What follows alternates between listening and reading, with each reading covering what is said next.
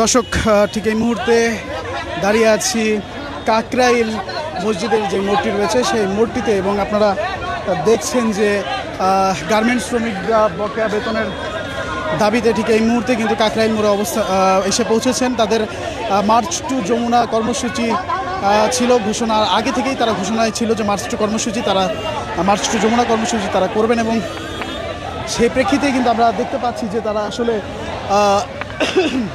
কাকরাইল মোড়ে কিন্তু এসে পৌঁছেছেন। এবং ঠিক একইভাবে কিন্তু আমরা দেখলাম যে ঠিক কয়েকদিন আগেও কিন্তু এখানে দুইটি বড় বড় আন্দোলন হয়ে গেল, এবং দুটিতেই কিন্তু আসলে পুলিশ এখানে ব্যারিকেড দিয়েছিলেন।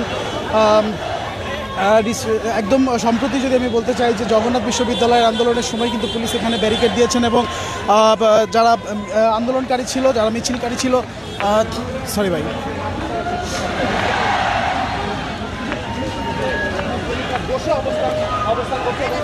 ঠিক এই মুহূর্তে আপনারা দেখছেন যে আইনশৃঙ্খলা রক্ষাকারী বাহিনীর পক্ষ থেকে যে যমুনা সংলগ্ন রাস্তাটি রয়েছে সেই রাস্তাটিতে কিন্তু ব্যারিকেড দেওয়া হয়েছে। ঠিক যেমনটি সভা সমাবেশ নিষিদ্ধ করা হয়েছিল যমুনা সহ কাকরাইল সহ আশেপাশের যে এলাকাগুলো রয়েছে সেই এলাকাগুলোতে, সেই প্রেক্ষিতে কিন্তু আসলে পুলিশ আগে থেকেই প্রস্তুত ছিলেন, এবং সেখানে কিন্তু তারা ব্যারিকেড দিয়ে রেখেছেন। এবং সেই ব্যারিকেড যারা শ্রমিকরা ছিলেন তারা কিন্তু সেই ব্যারিকেডের সামনে এসে তাদের যেই মার্চ টু যমুনা ছিল সেই মার্চ টু যমুনা কর্মসূচিটি তারা এখানে তারা রাস্তায় বসে পড়েছেন আমরা দেখতে পাচ্ছি।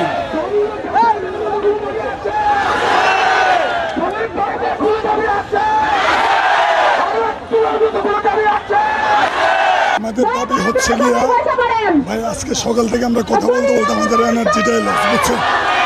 আমাদের দাবি হচ্ছে আমাদের বকেয়া বেতন। আমাদের দেওয়ালে পিঠ থেকে গেছে ভাই, আমরা খাওয়া দাওয়া করতে পারতেছি না, বাসা বাড়ি হলো বাইর করে দিতেছে।